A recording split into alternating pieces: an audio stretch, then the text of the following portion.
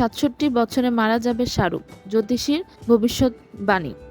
ভারতের সেলিব্রিটি জ্যোতিষী সুশীল কুমার সিং দেশটির বহু বিখ্যাত তারকা তার কাছ থেকে হাত দেখান। তবে সম্প্রতি জ্যোতিষী সুশীল কুমার একটি অনুষ্ঠানে জানিয়েছেন সালমান খান আর শাহরুখ খান নাকি মারা যাবেন 67 বছর বয়সে।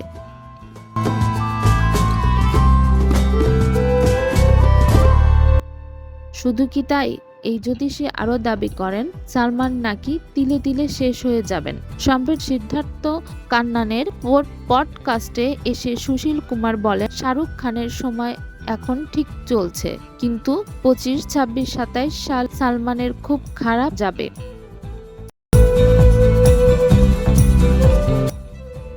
তিনি আরও যোগ করেন সালমানের খুব বড় অসুখ হবে, ঠিক হবে না, এমন কোনো অসুখ হবে যার নাম মুখে আনা যাবে না। সুশীল যোগ করেন 21 সালে মারা যাবেন দুজনই। সালমানের শেষের দিনগুলো খুব খারাপ কাটবে, কষ্ট পাবেন তিনি।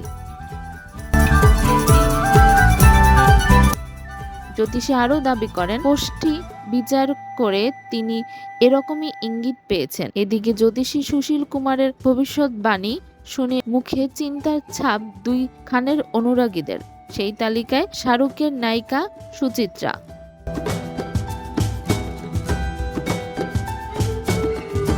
তিনি রীতিমতো ক্ষোভ প্রকাশ করেছেন। এই অভিনেত্রী জানিয়েছেন, এ ধরনের ভুয়া খবরে একেবারে বিশ্বাস করা উচিত নয়। পাশাপাশি অভিনেত্রীর দাবি, জ্যোতিষশাস্ত্রের নামে যারা এই ধরনের বুজরুকি করেন তাদের নিষিদ্ধ করে দেওয়া উচিত। জ্যোতিষী যে ভুল কথা বলেন, লোককে বিপথে চালিত করছেন, তার উদাহরণও দিয়েছেন তিনি।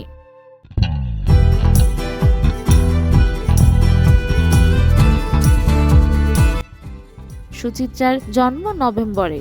এই জ্যোতিষী নাকি এক অনুষ্ঠানে তার জন্ম মার্চ মাসে বলেছিলেন। সুচিত্রার ক্ষোভ, এদেরকে চ্যানেলে কর্তৃপক্ষ ব্যবহার করেন নিজেদের সুবিধার্থে। তারা ভুলভাল কথা বলে সস্তায় বাজিমাত করেন।